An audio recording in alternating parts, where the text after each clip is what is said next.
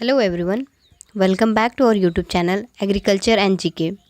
मेरा नाम नेहा है और अगेन क्वेश्चन सीरीज़ जो है कि 7 हम लेकर आ गए हैं important question of management and ethics के। ठीक है, तो आज की जो क्वेश्चन होने वाले हैं वो आपके और भी ज़्यादा इंपॉर्टेंट होने वाले हैं।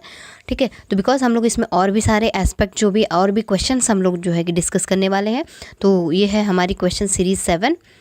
प्लीज़ विजिट करिए हमारे प्लेलिस्ट से। ठीक है, चैनल की प्लेलिस्ट से विजिट करिए और जो है कि जितने भी आपके क्वेश्चंस हैं पिछले क्वेश्चन 6 सीरीज़ तक, वो आप जो है वहाँ पे देखिए। तो ये है आपकी नेक्स्ट प्लेलिस्ट। ठीक है, तो नेक्स्ट प्लेलिस्ट में आपको ऐड हो जाने वाली है, तो प्लीज़ हमारे चैनल को विज़िट करिए और चैनल को लाइक करिए, शेयर करिए और अपना सपोर्ट देते रहिए और चैनल को सब्सक्राइब ज़रूर करिए।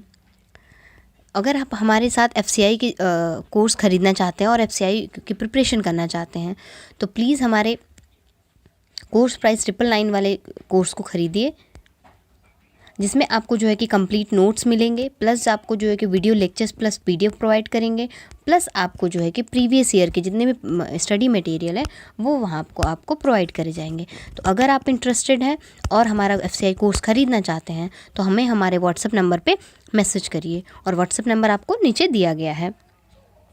चलिए तो शुरू करते हैं आज का पहला क्वेश्चन है हमारा डिफेक्टिव डेलीगेशन क्या होता है। ठीक है, what is the defective delegation. तो डिफेक्टिव डेलीगेशन का मतलब होता है हैम्पर कोऑर्डिनेशन। ठीक है, कोई भी चीज़ है वो ख़राब है, हैम्पर मतलब ख़राब है। ठीक है, तो हैम्पर्ड कोऑर्डिनेशन, डिफेक्टिव मतलब ख़राब। ठीक है, तो यहाँ पे जो है कि आपके हैम्पर्ड कोऑर्डिनेशन, ख़राब कोऑर्डिनेशन है, वो हो जाएगा आपका डिफेक्टिव डेलीगेशन। करेक्ट आंसर जो हो जाएगा क्वेश्चन नंबर 1 का वो हो जाएगा हमारा ए, हैम्पर्ड कोऑर्डिनेशन। नेक्स्ट बात करेंगे हम लोग क्वेश्चन नंबर 2 की। Indicate which of the following is not among the 6 major type of organisational structure. इसमें से कौन सा जो है कि 6 तरीके ऑर्गेनाइजेशन स्ट्रक्चर का पार्ट नहीं है। तो यहाँ पे line of organisation, functional structure, committee, ये सब सारी जो है कि आपकी ऑर्गेनाइजेशन के टाइप में आते हैं। ये जो है कि आपके 6 टाइप के ऑर्गेनाइजेशन टाइप में आते हैं ये जो है। तो ये यहाँ पे जो नहीं आता है वो आता है हमारा करेक्ट आंसर जो हो जाएगा वो आएगा डी। करेक्ट आंसर जो हो जाएगा डिपार्टमेंट जो है आपके 6 टाइप के ऑर्गेनाइजेशन स्ट्रक्चर में नहीं आता है। करेक्ट आंसर हो जाएगा डी। नेक्स्ट बात करेंगे क्वेश्चन नंबर 3 की। Organisation structure is primarily concern with dash and dash of task and authority. ऐसा कौन सा जो है कि स्ट्रक्चर जो है क्या क्या कंसिस्ट करता है, किस किस बारे में बात करता है। तो ये हो जाएगा हमारा correct answer allocation and delegation जो है यहाँ पे करेक्ट आंसर हो जाएगा कि concern with the allocation and the delegation of the task and authority. Correct answer हो जाएगा ए। क्वेश्चन नंबर 3 का करेक्ट आंसर हो जाएगा ए। नेक्स्ट बात करेंगे हम लोग क्वेश्चन नंबर 4 की। Line organisation is also known as dash. जो लाइन ऑर्गेनाइजेशन को और क्या बोलते हैं, तो लाइन ऑर्गेनाइजेशन को हम जो है स्केलर ऑर्गेनाइजेशन भी बोलते हैं। ठीक है, और हमारा जो अलग अलग तरीके के ऑर्गेनाइजेशन होते हैं, जैसे चेन ऑर्गेनाइजेशन हो गया, ठीक है, मैट्रिक्स ऑर्गेनाइजेशन हो जाता है, और जो है हमारा प्रोजेक्ट ऑर्गेनाइजेशन हो जाता है। ये अलग अलग तरीके के ऑर्गेनाइजेशन के प्रकार हैं। और लाइन ऑर्गेनाइजेशन को हम स्केलर ऑर्गेनाइजेशन भी बोलते हैं। करेक्ट आंसर जो हो जाएगा 4 का वो होगा स्केलर ऑर्गेनाइजेशन। नेक्स्ट बात करेंगे हम लोग क्वेश्चन नंबर 5 की। An advantage of matrix structure is set to be. जो हमारे मैट्रिक्स स्ट्रक्चर जो होते हैं, हमारे जो ऑर्गेनाइजेशन के पार्ट हैं, ठीक है, उनका जो एडवांटेज क्या है, तो उनका जो एडवांटेज है वो है इम्प्रूव लेटरल कम्युनिकेशन। वो लेटरल कम्युनिकेशन को जो मैट्रिक्स स्ट्रक्चर है वो बढ़ाता है। तो ये इसका मेन एडवांटेज होता है improve lateral communication. Question number 5 का करेक्ट आंसर हो जाएगा डी। नेक्स्ट बात करेंगे क्वेश्चन नंबर 6 को। Organisational structure is made up of key element which of following is not one of these. कौन सा जो है कि ऑर्गेनाइजेशनल स्ट्रक्चर का पार्ट नहीं है। ठीक है, इसमें से कौन सा पार्ट नहीं है। तो बात करेंगे कि कौन कौन सा पार्ट होता है। तो यहाँ पे जो है कि सेंट्रलाइजेशन पार्ट होता है, डिसेंट्रलाइजेशन भी होता है, और स्पैन ऑफ कंट्रोल ये भी इसका पार्ट होता है, ऑर्गेनाइजेशनल स्ट्रक्चर का पार्ट होता है। जो पार्ट नहीं होता है वो होता है कोऑर्डिनेशन। ठीक है, ये हमारा करेक्ट आंसर हो जाएगा कोऑर्डिनेशन, करेक्ट हो जाएगा हमारा बी। नेक्स्ट बात करेंगे क्वेश्चन नंबर 7 की। क्वेश्चन नंबर 7 है foundation of behavioural theory of organisation were laid down by dash conducted by. बोल रहा है कि बिहेवियरल जो थ्योरी थी उसको किसने खोजा था, किसने फाउंड किया था और किसने कंडक्ट किया था। तो ये जो है कि हमारा करेक्ट जो आंसर हो जाएगा वो था हमारा हाउथ्रोन एक्सपेरिमेंट, और मायो ने इसको कंडक्ट किया था। तो करेक्ट आंसर जो हो जाएगा क्वेश्चन नंबर 7 का करेक्ट आंसर जो होगा वो हो जाएगा हमारा सी। नेक्स्ट बात करेंगे क्वेश्चन नंबर 8 की। The system approach dash. जो सिस्टम अप्रोच है वो क्या क्या चीज़ें अपने अंदर कंटेक्ट मतलब रखता है। ठीक है, तो यहाँ पे जो हो जाएगा करेक्ट आंसर वो हो जाएगा encourage the manager to view the organisation both as a whole and as a part of large environment. जो हमारा सिस्टम अप्रोच होता है वो मैनेजर के लिए क्या करता है, मैनेजर को इनकरेज करता है, मैनेजर को बढ़ावा देता है कि वो एक ऑर्गेनाइजेशन को पूरी तरीके से देखे और एज अ पार्ट ऑफ एक इन्वायरमेंट की तरह देखे और उसको ऐसा कंसिडर करें। तो करेक्ट आंसर जो हो जाएगा हमारा क्वेश्चन नंबर 8 का सी, जो कि इनकरेज करेगा मैनेजर को कि पूरे के पूरे ऑर्गेनाइजेशन को अच्छे से देखने के लिए, संभालने के लिए। नेक्स्ट बात करेंगे क्वेश्चन नंबर 9 की। The contingency theory focus on. जो कंटीजेंसी थ्योरी थी वो किस पे फोकस करती है। यहाँ पे जो क्वेश्चन है ये पूछ रहा है कि जो कंटीजेंसी थ्योरी थी वो किस पे फोकस करती है। तो करेक्ट आंसर जो हो जाएगा कंटीजेंसी थ्योरी जो हमारी वो सिचुएशनल वेरिएबल्स, जो भी सिचुएशन कैसे कैसे वेरी कर रहे हैं, ठीक है ना, किस हिसाब से सारी चीज़ें सिचुएशन के हिसाब से सारी को वो चीज़ें वो जो है कंटीजेंसी थ्योरी देखने को बोलती है या फिर फोकस करती है। तो सिचुएशन पे वो डिपेंड करती है हमारी कंटीजेंसी थ्योरी। नेक्स्ट बात करेंगे dash is attributed with developing the scientific management perspective. किसने जो है कि साइंटिफिक मैनेजमेंट थ्योरी के पर्सपेक्टिव पे बात की थी, किसने डेवलप किया था, ये क्वेश्चन पूछ रहा है हमारा क्वेश्चन नंबर 10। तो फ्रेडरिक टेलर जो है इन्होंने जो है कि हमारे साइंटिफिक मैनेजमेंट थ्योरी के पर्सपेक्टिव पे बात की थी। करेक्ट आंसर हो जाएगा फ्रेडरिक टेलर, ये सबको पता है। अगर आप क्वेश्चन लेना चाहते या लिखना चाहते हो तो आप प्लीज़ पॉज कर करके वीडियो लिख लिया करो, या फिर आप स्क्रीनशॉट भी ले सकते हो। नेक्स्ट बात करेंगे हम लोग क्वेश्चन नंबर 11 की। Dash provide a focus and direction for formulating strategy to achieve organisational objective.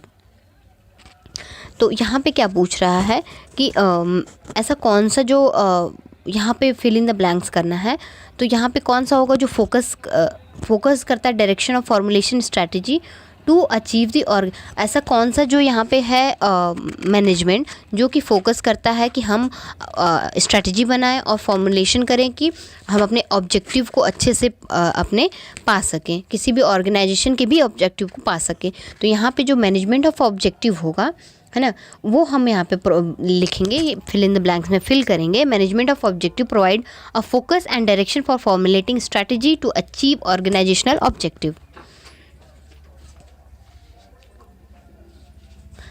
Next, question number 12. Dash refers to the change implemented by an organization due to pressure by external forces. ऐसा कौन सा जो होगा organisation जो किसी को भी pressure डालेगा, कोई भी एक्सटर्नल फोर्स प्रेशर डालेगा चेंज करने के लिए। तो रिएक्टिव चेंज जो होंगे वो हमारे जो है कि यहाँ पे क्वेश्चन नंबर 12 करेक्ट आंसर हो जाएंगे रिएक्टिव चेंज। नेक्स्ट है question number 13। Selection devices must be. जो सेलेक्शन डिवाइस है वो क्या होना चाहिए, match the job in question. ठीक है, जो सिलेक्शन डिवाइस है वो क्या होगा, match the job in questions. Correct answer हो जाएगा match the job in questions. Next है question number 14। The popular on the job training method include.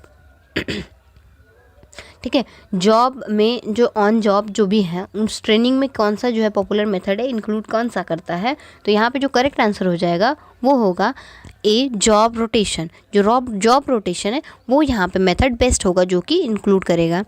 ठीक है, तो यहाँ पे क्या है, आपको यहाँ पे जॉब रोटेशन का मतलब कि आप एक जगह काम करके दूसरी उसी के ओहदे पे चले जाओ या फिर किसी और कंपनी में जाओ। तो यहाँ पे क्या होगा, ये जो मेथड है क्या करता है कि लोगों को काम करने का तरीका सिखाता है, नया नया एक्सपीरियंस देता है।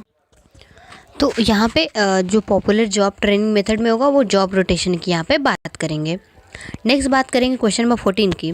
स्टाफिंग रिफर्स टू, स्टाफिंग जो होता है वो क्या होता है।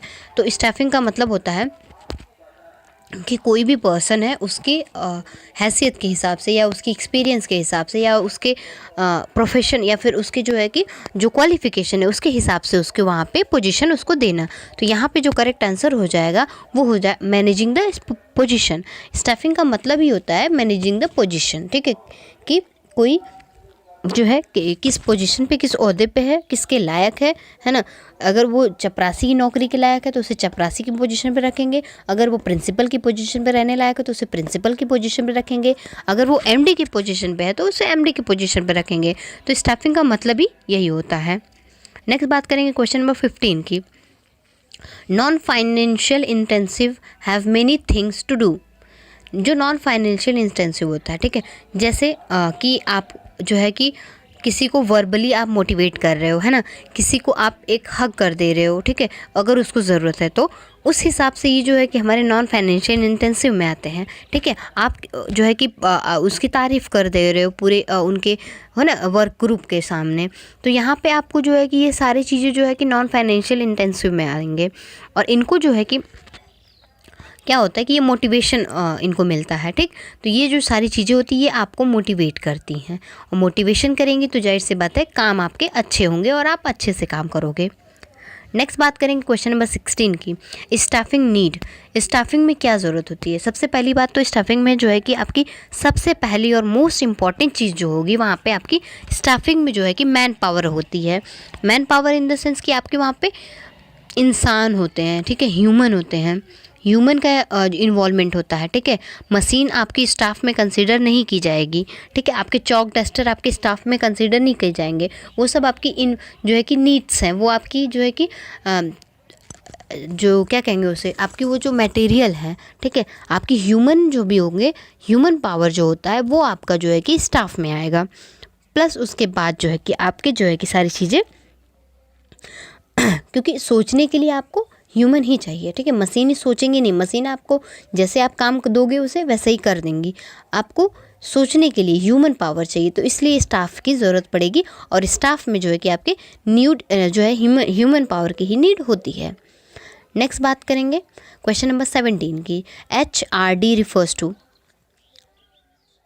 हमारे मैनेजमेंट एंड एथिक्स के जो भी क्वेश्चंस हैं उसमें जो है कि HRD जो है एक बहुत इंपॉर्टेंट टॉपिक है, वेरी वेरी इंपॉर्टेंट टॉपिक है ये, ठीक है। मैंने आपके वीडियो जो सीरीज़ 1 शुरू की थी वहाँ पे आपको जो है कि कितने इंपॉर्टेंट टॉपिक्स हैं उसको मैंने डिस्कस किया था, ठीक है, और कौन कौन से टॉपिक से कितने कितने क्वेश्चन आते हैं वो भी मैंने डिस्कस किया था।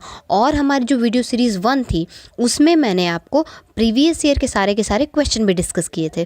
तो प्लीज़ वहाँ पे जाइए और चैनल की प्लेलिस्ट से वहाँ से आप जो है कि हमारी सीरीज़ 1 देखिए, वहाँ पे आपको सारी चीज़ें अच्छे से डिटेल में डिस्कस की गई हैं। इसलिए HRD जो है एक इम्पॉर्टेंट टॉपिक हो जाता है आपका।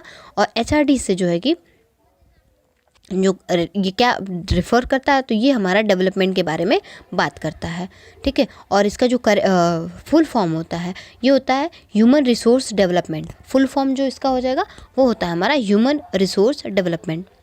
करेक्ट आंसर हो जाएगा ह्यूमन रिसोर्स डेवलपमेंट। HRD का जो डेवलपमेंट के लिए काम करता है। नेक्स्ट बात करेंगे क्वेश्चन नंबर 18 की। रिक्रूटमेंट कवर्स, रिक्रूटमेंट क्या कवर करता है। तो जो रिक्रूटमेंट है वो क्या कवर करता है, तो रिक्रूटमेंट जो है कि कवर करता है जॉब डिज़ाइनिंग, जितने भी जॉब एनालिसिस है, ठीक है, ये सब सारी चीज़ें जो है कि हमारी रिक्रूटमेंट जो है कि कवर करता है, ठीक है। तो जॉब को डिज़ाइन कर रहा है, जॉब के डिस्क्रिप्शन के बारे में देगा, ठीक है। ऐसे बोलता है ना कि FCI ने रिक्रूटमेंट निकाला है ना, या फिर CCI ने रिक्रूटमेंट निकाला है। तो यहाँ पे जो भी सारी चीज़ें होती हैं वो जॉब एनालिसिस से रिलेटेड हो जाएंगी। तो हमारा जो रिक्रूटमेंट होता है वो हमारा कवर करता है जॉब एनालिसिस के बारे में, ठीक है। नेक्स्ट बात करेंगे हम लोग क्वेश्चन नंबर 19 की। क्वेश्चन नंबर 19 हो जाएगा training training is the process of, training किसका प्रोसेस है? ट्रेनिंग हम किसी चीज़ को क्यों देते हैं? ठीक है, पहली बात, हम बच्चे को चलने की ट्रेनिंग देते हैं। ठीक है, एम्प्लॉय को पूरी की पूरी उनकी जॉब के बारे में बताने के लिए ट्रेनिंग देते हैं। टीचर को अच्छी शिक्षा देने के लिए ट्रेनिंग देते हैं। ठीक है, तो सारी चीज़ें ट्रेनिंग क्यों करते हैं हम लोग? ठीक है, डॉक्टर्स जो होते हैं वो प्रैक्टिस करते हैं अच्छी जो है ना, प्रैक्टिस करते हैं अच्छे डॉक्टर बनने की। तो ये ट्रेनिंग जो होती है वो हमारी नॉलेज को, स्किल को, सारी चीज़ों को बढ़ाने के लिए काम करती है। एटीट्यूड को इम्प्रूव करने के लिए ट्रेनिंग दी जाती है। तो हमारी जो हमारी कैश है, ठीक है, नॉलेज, एटीट्यूड, स्किल, इनको इम्प्रूव करने के लिए, हमेशा इम्प्रूव करने के लिए, पॉजिटिव इम्प्रूवमेंट के लिए हमारी जो है कि ट्रेनिंग दी जाती है। तो ये होती है increasing the knowledge and skill. ये सब नॉलेज और स्किल को इंक्रीज करने के लिए ट्रेनिंग दी जाती है। करेक्ट आंसर हो जाएगा क्वेश्चन नंबर 19 का, increasing the knowledge and skill. Next बात करेंगे क्वेश्चन नंबर 20 की। Vestibule training provide the worker with, जो वेस्टिब्यूल ट्रेनिंग होती है वो वर्कर को क्या देती है? Real life presentation of the job. ठीक है, जॉब का रियल लाइफ प्रेजेंटेशन देता है। ठीक है, the worker is provided with the real life presentation but not on the job directly. ठीक है, उनको क्या है कि रियल लाइफ का प्रेजेंटेशन दिया जाता है, लेकिन वो जॉब उनकी डायरेक्टली जॉब नहीं होती है।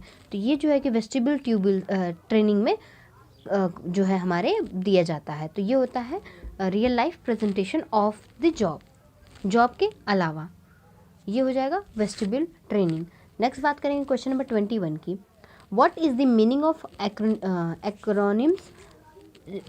Acronyms HRM। HRM को जो है कि फुल फॉर्म क्या होता है? HRD बात की थी मैंने, ह्यूमन रिसोर्स डेवलपमेंट, और जो है कि ये यहाँ पे पूछा है HRM, तो ये हो जाता है हमारा ह्यूमन रिसोर्स मैनेजमेंट, जो कि HRM और हमारा HRD दोनों के दोनों इम्पॉर्टेंट टॉपिक हैं। ठीक है, ध्यान रखेंगे और अपने जो भी आपकी बुक्स है उससे इसके टॉपिक को अच्छे से कवर कर लेंगे। तो यहाँ पे ह्यूमन रिसोर्स मैनेजमेंट जो है कि आपके करेक्ट आंसर हो जाएंगे। नेक्स्ट बात करेंगे, विच of the following is not a function normally perform by HR department. जो HR ह्यूमन रिसोर्स डिपार्टमेंट जो है ना, ह्यूमन रिसोर्स डिपार्टमेंट है वो क्या नहीं देता है ना? ह्यूमन रिसोर्स डिपार्टमेंट जो है हमारा, ह्यूमन रिसोर्स डिपार्टमेंट जो है हमारा ये हमारा जो है अकाउंटिंग के बारे में बात नहीं करता है। ठीक है, जो ह्यूमन रिसोर्स के डेवलपमेंट जो होते हैं वो हमारे जो है कि रिक्रूटमेंट देते हैं, सिलेक्शन करते हैं, ट्रेनिंग देंगे। ठीक है, और आपको जो है कि रिवॉर्ड भी देंगे, पे भी करेंगे, डेवलपमेंट भी आपका करेंगे। बट आपके अकाउंटिंग जो भी हमारे कहते हैं ना कि इकोनॉमिक के पार्ट हैं, अकाउंटिंग के पार्ट हैं, वो ये कंसिडर नहीं करते हैं, वो ये काम नहीं करते हैं। तो करेक्ट आंसर जो हो जाएगा वो हो जाएगा अकाउंटिंग। नेक्स्ट बात करेंगे क्वेश्चन नंबर 23 की। Recruitment and selection must be effective to ensure it. जो रिक्रूटमेंट और सिलेक्शन होता है ना, ये ज़रूर इंश्योर करता है या करना चाहिए उसे, है ना, या उसे करना चाहिए कि जो भी हमारे वर्कर हैं, है ना, वो जो टर्नओवर देने वाले हैं, है ना, जो काम करने वाले हैं वो इफ़ेक्टिवली करें, है ना, इनसफिशिएंसी उनमें कुछ भी नहीं होनी चाहिए। तो यहाँ पे जो है ये बात करना चाहिए, उनको इंश्योर कर लेना चाहिए कि जो ऑफसेट हाई लेबर टर्नओवर, ठीक है, लेबर का जो टर्नओवर होगा वो हाई होना चाहिए। करेक्ट आंसर जो हो जाएगा ए हो जाएगा इसका करेक्ट आंसर। नेक्स्ट बात करेंगे हम लोग क्वेश्चन नंबर 24 की। विच ऑफ द फॉलोइंग इज, तो यहाँ पे हो जाएगा करेक्ट आंसर 23 का ए। नेक्स्ट बात करेंगे हम लोग, विच of the following is not a selection technique. Selection technique इसमें से कौन सा नहीं है? तो यहाँ पे आपकी एबिलिटी टेस्ट आपकी सिलेक्शन की टेक्निक है। साइकोमेट्रिक या साइकोमेट्रिक जो टेस्ट है वो भी आपकी सिलेक्शन की ही टेक्निक है, बट इंटरव्यू भी आपकी सिलेक्शन की टेक्निक है। जो परफॉर्मेंस अप्रेजल होता है ना, ये भी आपका एक इम्पॉर्टेंट टॉपिक है, उसमें आपके मैनेजमेंट इथिक्स के ये भी इम्पॉर्टेंट टॉपिक्स हैं। ठीक है, जो परफॉर्मेंस अप्रेजल होते हैं, ठीक है, ये भी आपके इम्पॉर्टेंट टॉपिक में कंसीडर किए जाएंगे। और इससे रिलेटेड जो भी टॉपिक हैं वो आप ज़रूर पढ़ लीजिए अपनी बुक से, और हम बात करेंगे इसके बारे में। जो परफॉर्मेंस अप्रेजल होता है ना, ये क्या करता है कि जो एम्प्लॉय की परफॉर्मेंस है ना, एम्प्लॉय की परफॉर्मेंस प्लस कंपनी की परफॉर्मेंस को ये जो है देखता है। तो अगर कंपनी की परफॉर्मेंस अच्छी चल रही है तो ये आपकी एम्प्लॉय की परफॉर्मेंस को जो है अप्रेज़ करेगा, ठीक है, उसको अप्रेज़ करेगा तो एम्प्लॉय जो है कि मोटिवेट रहेगा, और मोटिवेट रहेगा तो अच्छा काम करेगा, जाहिर सी बात है कि कंपनी प्रॉफिट में जाने वाली है। तो यहाँ पे जो है कि परफॉर्मेंस अप्रेजल जो होता है हमारा, ये होता है हमारा जो है परफॉर्मेंस को अप्रेज़ करने का, ठीक है, उनको अप्रेज़ करने का, उनकी तारीफ़ करने का तरीका। नेक्स्ट बात करेंगे क्वेश्चन नंबर 25 की। Primary aim of recruitment and selection process is, जो प्राइमरी एम होता है ना, किसी भी रिक्रूटमेंट और सिलेक्शन का, वो क्या होता है? तो जाहिर सी बात है, कोई भी रिक्रूटमेंट आ रहा है ना, कोई भी जॉब नोटिफिकेशन आ रही है, तो उनका मेन एम क्या होता है कि वो जो भी जिसको भी सेलेक्ट कर रहे हैं, जिनको भी सिलेक्शन जिनका ले रहे हैं, वो क्या करें कि वो जो है कि उनको काम ज़्यादा दें, है ना, मिनिमम इनपुट के साथ मैक्सिमम आउटपुट वो दे। ये है मेन एम होता है हमारा किसी भी रिक्रूटमेंट और सिलेक्शन का। Meet the high labour turnover, किसी भी चीज़ के लिए वो जो है कि हाई टर्नओवर दे, ठीक है, चाहे वो लेबर हो, चाहे वो उनका काम हो, चाहे वो उनकी जॉब की प्रोडक्टिविटी हो, है ना, ये सब सारी चीज़ें हाई होनी चाहिए। तो मेन एम जो होता है सिलेक्शन का यही होता है। नेक्स्ट बात करेंगे क्वेश्चन नंबर 26 की। Job evaluation conducted to develop, जो जॉब इवेल्युएशन होता है वो क्यों जो है डेवलप किया गया, ठीक है। जॉब इवेल्युएशन जो है कि ट्रेनिंग मॉड्यूल्स जो भी हैं सारी चीज़ें, इनके लिए ये सब चीज़ें डेवलप की गई थी। तो करेक्ट आंसर जो हो जाएगा 26 का वो हो जाएगा बी। नेक्स्ट बात करेंगे क्वेश्चन नंबर 27 की। विच of the following defines the process of recruitment, recruitment के प्रोसेस को कौन डिफाइन करता है, क्या डिफाइन करता है, ठीक है। तो यहाँ पे जो है कि हो जाएगा forecasting the demand of human resource, बोल रहा है कि ह्यूमन रिसोर्स की डिमांड को जो है कि ये पहले से पूर्वानुमान लगा लेता है, ये है रिक्रूटमेंट का प्रोसेस, ठीक है। Forecasting the supply of human resource की सप्लाई को भी ये पहले से भाप लेता है, ये है, ये भी नहीं है। तो करेक्ट आंसर जो हो जाएगा इसका ये होगा discovering potential job candidate for particular position, किसी भी कैंडिडेट की पोटेंशियल को ये जो है कि वो करना, जिसे क्लासीफाई करना, प्लस जो है उसको जो है उसकी प्रॉपर पोजीशन देना, ये होता है रिक्रूटमेंट का असली मतलब या असली प्रोसेस, कि किसी भी जॉब कैंडिडेट को उसकी पोटेंशियल के हिसाब से उसकी पोजीशन उसको किसी भी कंपनी में देना। करेक्ट आंसर जो हो जाएगा वो हो जाएगा सी। नेक्स्ट बात करेंगे क्वेश्चन नंबर 28 की। Which of the following is not a type of numerative system under real rate system? Time rate system. Question है अगेन, मैं फिर से पढ़ देती हूँ। विच of the following is not a type of numeration system under time rate system, इसमें से कौन सा जो है कि न्यूमरेशन सिस्टम नहीं है, है ना, टाइम रेट सिस्टम के अंदर। तो ये जो करेक्ट आंसर है वो है, ये है इसका टेलर सिस्टम। टेलर सिस्टम में जो है कि जो है न्यूमरेशन सिस्टम अंडर जो है ये नहीं लिया गया था, तो ये हो जाएगा टेलर सिस्टम के अंदर। करेक्ट आंसर हो जाएगा हमारा सी। नेक्स्ट बात करेंगे क्वेश्चन नंबर 29 की। Which one of the following function or activity requires recruiting and placing qualified personnel needed for organization so that they may achieve its objective and goal, ठीक है। इसमें बोल रहा है कि ऐसी कौन सा फंक्शन है और कौन सी एक्टिविटी है जो क्या करती है कि क्वालिफाई लोगों को, है ना, क्वालिफाइड लोगों को चूज़ करती है, सेलेक्ट करती है, ताकि जो है कि उस कंपनी की या उस ऑर्गेनाइजेशन की जो भी ऑब्जेक्टिव्स हैं, जो भी एम है, जो भी गोल हैं, वो जो है कि वो अचीव करें।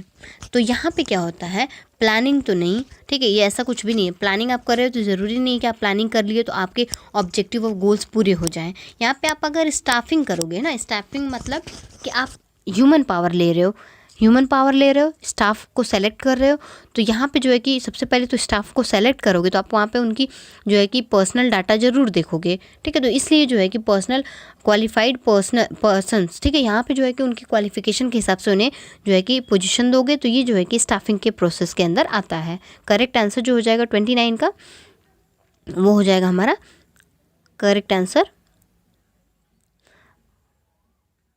बी, करेक्ट आंसर हो जाएगा इसका। नेक्स्ट बात करेंगे क्वेश्चन नंबर 30 की। डायरेक्शन रिफर्स टू, जो डायरेक्शन है वो क्या रिफर्स करता है, जो डायरेक्शन बताता है वो ड्राइविंग को बताता है। करेक्ट आंसर जो हो जाएगा सी हो जाएगा करेक्ट आंसर इसका। नेक्स्ट बात करेंगे क्वेश्चन नंबर 31 की। क्वेश्चन नंबर 31 है, Mary Follett pointed that reforms was possible provided the following consideration were taken into accounts. जो मैरी फॉलेट थे, इन्होंने कौन से रिफॉर्म्स को बताया था कि पॉसिबल है, ठीक है, अगर उनको जो है कि कंसिडर किया जाए तो, ठीक है। तो ये जो करेक्ट आंसर होगा वो हो जाएगा बिल्डिंग अप न्यू एटीट्यूड्स। अगर हम अच्छा एटीट्यूड बनाते हैं, ठीक है, अगर अच्छी चीज़ें अडॉप्ट करने की कोशिश करते हैं, तो जाहिर सी बात है कि अच्छे जो है कि रिफॉर्म्स रिफॉर्म्स जो है फॉलो कर सकते हैं और अच्छे रिफॉर्म्स हमारे अंदर आ सकते हैं। तो यहाँ पे जो है कि करेक्ट आंसर जो हो जाएगा 31 का, वो हो जाएगा ए। नेक्स्ट बात करेंगे क्वेश्चन नंबर 32 की। The characteristics of direction include.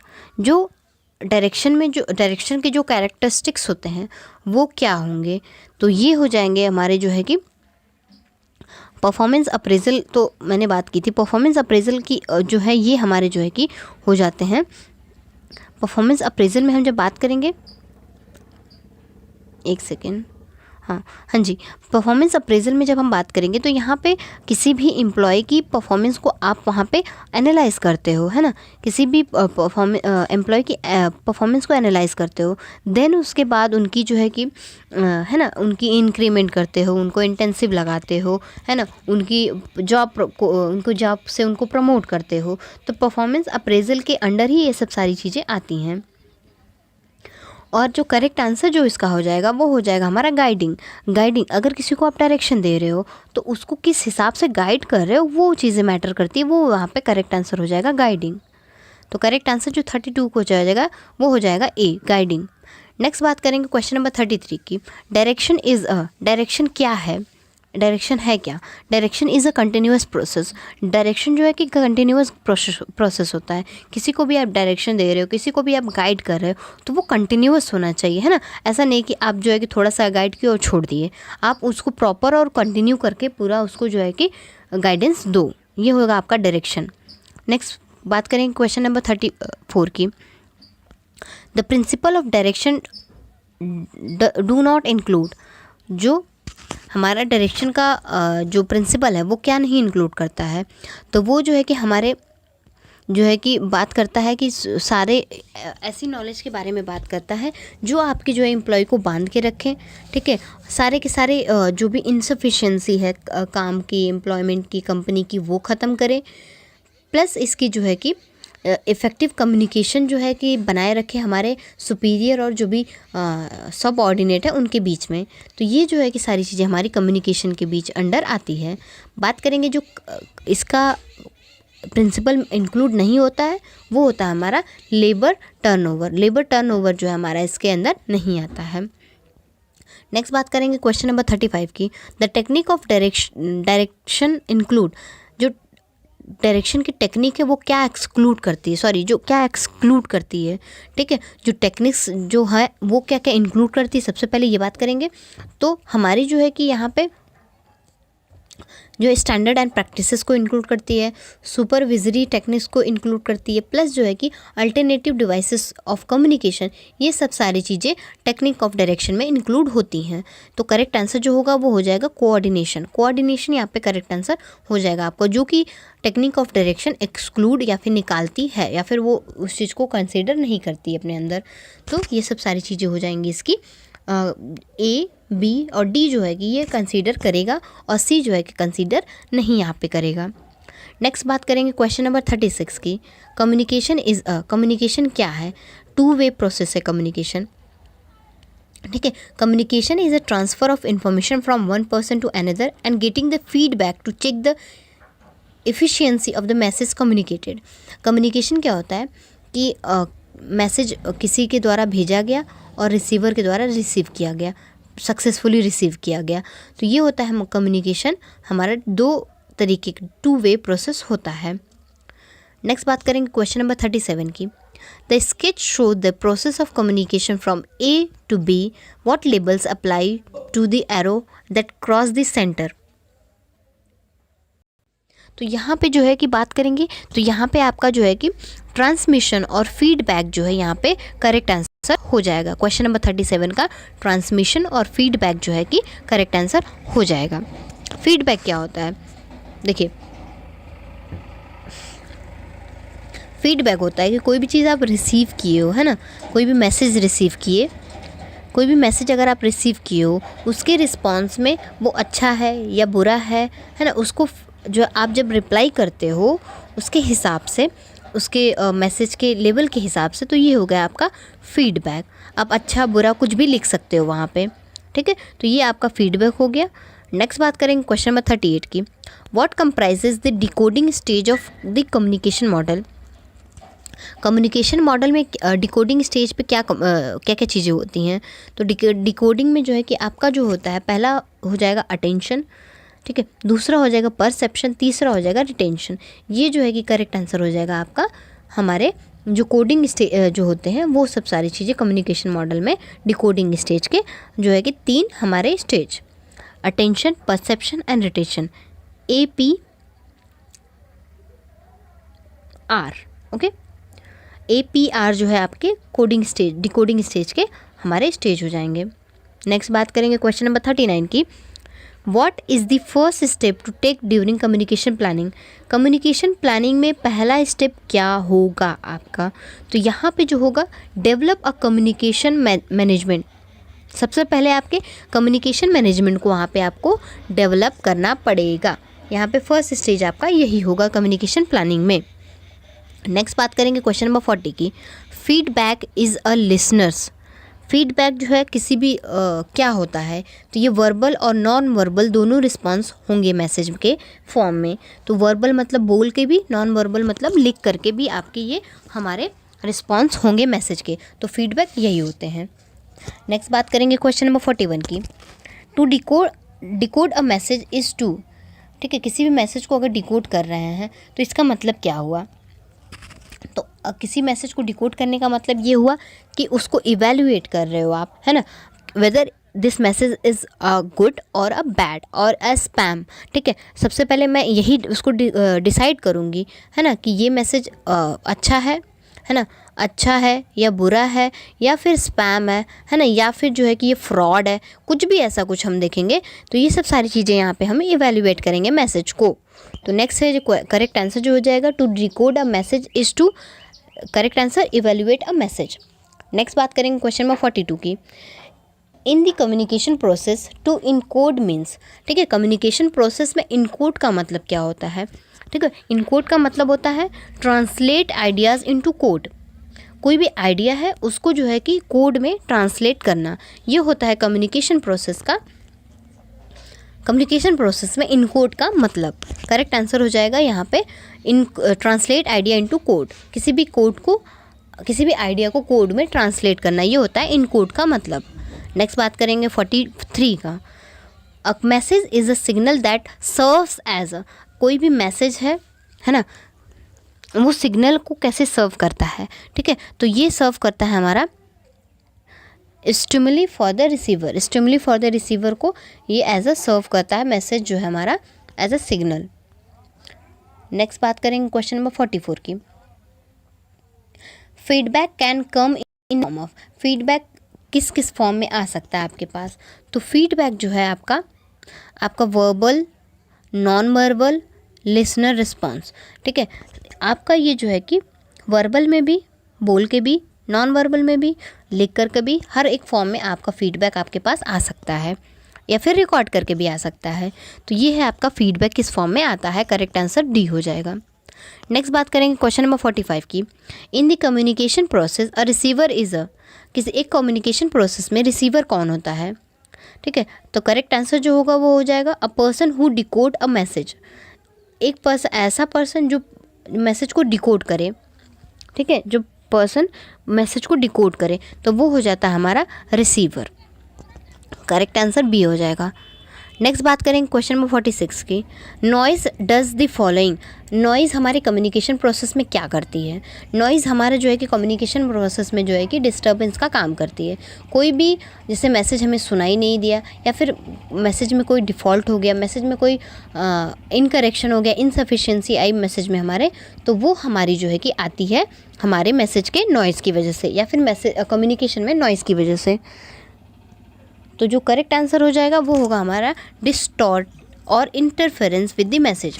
जो नॉइज़ होता है वो हमारा कम्युनिकेशन प्रोसेस में किसी भी मैसेज को डिस्टॉर्ट कर सकता है या फिर किसी तरीके की इंटरफेरेंस हमारे मैसेज के अंदर आ जाती है। तो ये हमारी जो है कि नॉइज़ के अंदर इंक्लूड की जाती है। तो करेक्ट आंसर जो हो जाएगा ये हो जाएगा हमारा नॉइज़ का सी। नेक्स्ट बात करेंगे क्वेश्चन नंबर 47 की। An example of communication channel is, एक कम्युनिकेशन चैनल का एग्जाम्पल क्या होता है? तो करेक्ट आंसर जो हो जाएगा वो हो जाएगा फेस टू फेस कन्वर्सेशन हमारा कम्युनिकेशन चैनल का एग्जाम्पल हो जाएगा। क्वेश्चन नंबर 47 का करेक्ट आंसर हो जाएगा ए। नेक्स्ट बात करेंगे 48 का। क्वेश्चन नंबर 48 के which of the three components are the part of human communication process. Human communication process का कौन सा 3 पार्ट होता है? ठीक है, तो ये होगा हमारा मैसेज, नॉइज़ एंड फीडबैक। 3 जो है हमारे ये पार्ट हो जाएंगे ह्यूमन कम्युनिकेशन प्रोसेस के। करेक्ट आंसर हो जाएगा message, noise and feedback. Correct answer हो जाएगा ए। नेक्स्ट बात करेंगे क्वेश्चन नंबर 49 की। विच of the following is an example of non verbal message. यहाँ पे नॉन वर्बल मैसेज के एग्जाम्पल कौन से होंगे? तो यहाँ पे जो है कि आई कांटेक्ट जो होंगे वो होंगे आपके नॉन वर्बल कम्युनिकेशन के मैसेज के एग्जाम्पल।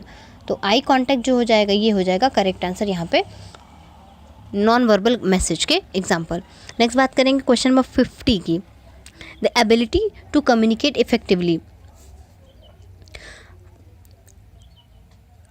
करेक्ट आंसर जो इसका होगा वो होगा B, to be learn, can be learn. तो जो एबिलिटी किसी भी कम्युनिकेशन को इफेक्टिवली अगर हम पढ़ ले रहे हैं, है ना, किसी भी कम्युनिकेशन को अच्छे से समझ ले रहे हैं, है ना, तो इसका जो एबिलिटी है इसको क्या कहते हैं? ये हम अच्छे से उसको लर्न किए हैं या अच्छे से उसके बारे में जानते हैं, अच्छे से उसके बारे में हमें ट्रेनिंग मिली है, तो ये इसका जो है करेक्ट आंसर हो जाएगा कैन बी लर्न। तो फिर क्वेश्चन नंबर 50 का करेक्ट आंसर होगा बी। नेक्स्ट, तो ये रहे आपके वीडियो सीरीज़, हमारी सीरीज़ 7 हमारी ये हो गई। वीडियो कैसी लगी प्लीज़ लाइक करिए, शेयर करिए और कमेंट करिए और हमें बताइए कि आपको और किस किस चीज़ों की ज़रूरत है। प्लस आपको जो है कि हमारे सपोर्ट करते रहना है और हमें मोटिवेट करते रहिए ताकि हम और आपके लिए वीडियो अच्छे से अच्छी वीडियो लाते रहें। प्लीज़ ज़्यादा से ज़्यादा लाइक करिए, शेयर करिए और चैनल को सब्सक्राइब ज़रूर करिए। और अगर आप हमारे डिफरेंट सोशल मीडिया पे हमसे जुड़ना चाहते हैं, जैसे कि टेलीग्राम पे आप हमसे जुड़ सकते हैं। वहाँ पे आपको डिफरेंट क्लास की डेली क्लास की PDF प्रोवाइड की जाएंगी। प्लस आपको जो है कि नोटिफिकेशन क्लास की दी जाएंगी, जॉब नोटिफिकेशन आपको वहाँ पे दी जाती हैं। तो जुड़िए, हमें अधिक से अधिक फ़ायदा उठाइए हमारे टेलीग्राम से जुड़ करके। प्लस आपको जो है कि हमारे चैनल पे आपको जुड़ना ही जुड़ना है। तो जुड़िए हमारे चैनल के साथ agriculture and GK. Thank you so much.